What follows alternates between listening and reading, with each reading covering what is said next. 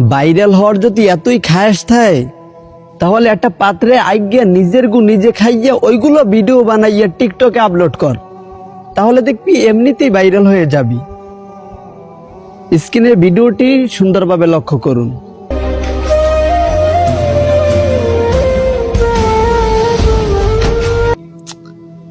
সামান্য like view পাওয়ার জন্য আল্লাহর সাথে শিরক করতে কোনো দ্বিধাবোধ করলি না। আসলে ভাই, এই কাজগুলো যারা করো, তোদের মাথায় কি গিলু বলতে কিচ্ছু আছে, নাকি সবই মাথা ভর্তি কুত্তর গু? আল্লাহ আমাদের সৃষ্টিকর্তা, আল্লাহ আমাদের রব।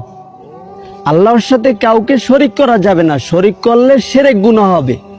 পৃথিবীতে যত কিছুই আছে সবকিছু আল্লাহ সৃষ্টি করছে, তাহলে তুই কিভাবে স্রষ্টার সাথে সৃষ্টির তুলনা করো? আমাকে তুই গালি দে, মানতে পারবো।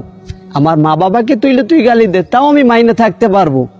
নবীকে নিয়ে গালি দিবি, আল্লাহর সাথে শিরক করবি, তা ভাই মানার জিনিস না, আর কখনই মাইনে থাকতে পারবো না। ডাইরেক্ট গর্দান ফোকাস।